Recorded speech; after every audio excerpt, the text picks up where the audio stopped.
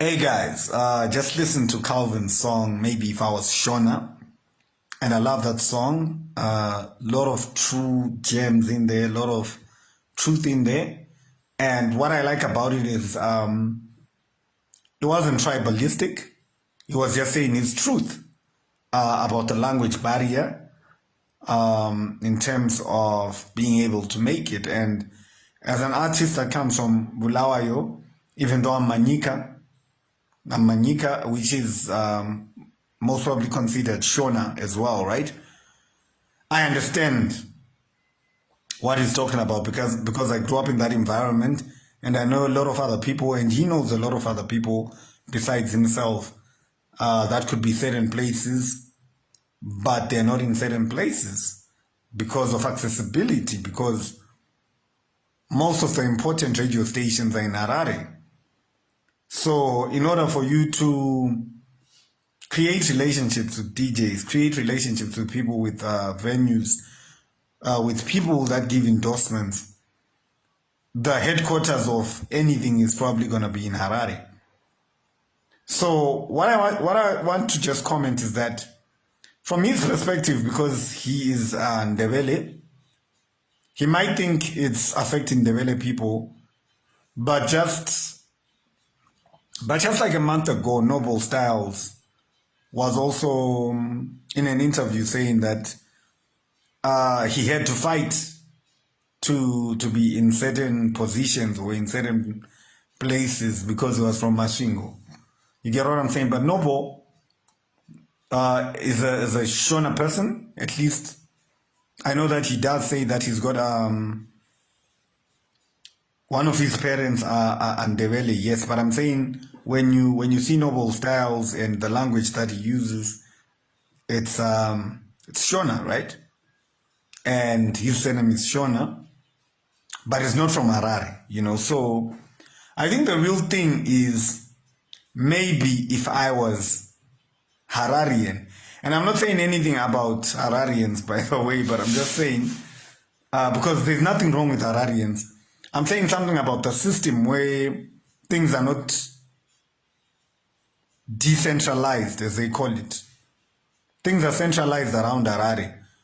So in order to get your gem to Star FM, if you send it by email, they might not reply. You send it to ZFM by email, they might not know you. You might have to walk in physically, but to walk in physically, it's easier when you live in Harare to walk into Star FM. It's easier when you live in Harare to get a few texts to go to ZFM. It's easier to bump into the actual DJs at a night spot because you already live in the same city. That's why people move to Hollywood, right? Because if you live in Hollywood, it's not much about visiting Warner Brothers studios there, but you might be in a club and you might meet a director by mistake because you're already in Hollywood, right? So it's a power law, the law of proximity, right? You have to be close to where the power is. You have to be close to where things are being distributed. That's why people are jammed up in Joburg. That's why people are jammed up in New York. That's why people are jammed up in Harare.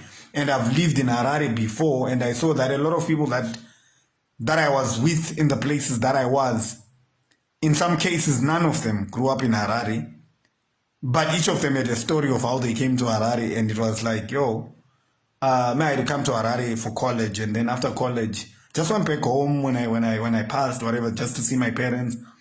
But I figured there was nothing there. I couldn't get a job there. I have to come back to Harare. That's why accommodation can be expensive in those areas, right? Me, came to Harare, once worked in Karoi, always favored like some of the small towns because, you know, there's an advantage to it. You know, I won't tell you the secret behind small towns, but there's an advantage to it. But I just want to tell my brother Calvin that, yo, bro, love your gem. Love that you spoke and you're opening a conversation, right? And I'm saying, bro, what you going through, even if you're in Harare, these guys are going through it, but differently. I understand it. They've got the chance because they're like close by. but it's the same thing. Like, because other aspects of your song, it did talk about, other aspects of your song did talk about the issue of, what did you talk about? Flourishing. Like, you do flourish in this art, and then, but you still gotta head to some taxis and grab some taxis. You might be the most famous person in Zim hip hop, might be the most famous person in Zim dancehall, might be the most famous animator out there, might be the most famous comedian, and people love you, and people get surprised if you die, like at your funeral. What you were not able to afford, what people were not able to afford at your funeral, or the type of house or the amount of property that you did have, despite that you entertained the whole country, you were flourishing. Because see, flourishing comes from, flourishing, flowering, flowers. When you plant flowers, that's a good sign. But it's not the end goal. Because after the flowering, it has to bear fruit. Right?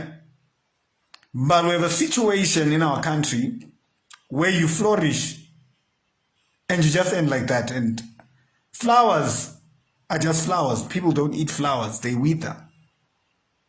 What people eat is fruits. Right?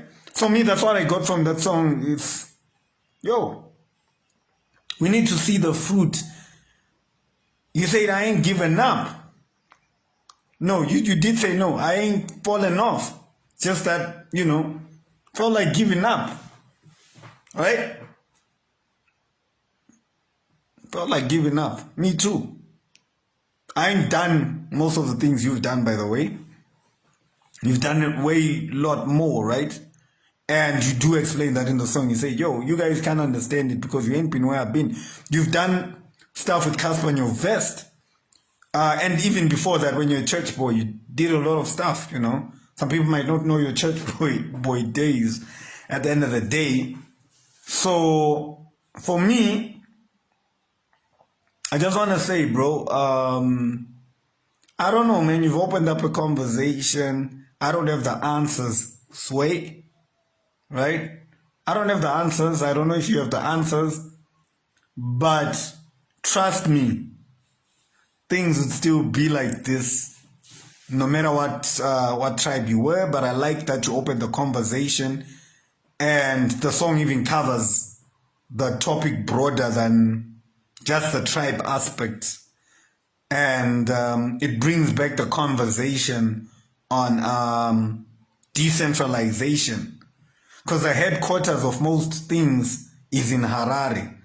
So in order for you to get an endorsement from some company, if you're a good artist in Bulawayo, you need to travel to Harare. You need to be in good books with some people in Harare.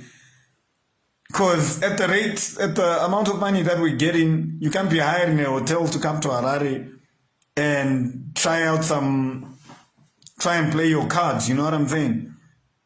So you're forced to make these relationships so that you can sleep over at so-and-so's cabin during Shoko, sleep over at so-and-so's cabin during some festival, sleep over at so-and-so's place during whatever. By the way, I'm not saying Shoko Festival doesn't provide accommodation, probably does. So that was just hypothetical, right? Probably does. You know what I'm saying? But I'm saying, if you're gonna, if the headquarters of Delta, if decisions are made in Harare, that's the law of proximity, the power law. You want to be in Harare. Same way Nikola Tesla had to be in USA to make his dream work.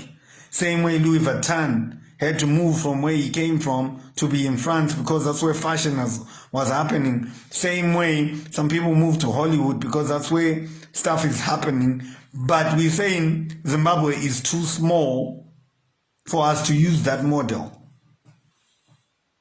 We can have areas around the country where people can flourish. And Calvin is not the first person to bring this issue. Noble has talked about this. Other people have talked about this. It is not a tribe thing. It's a centralization thing. And thank you for doing that track, boy. Church boy.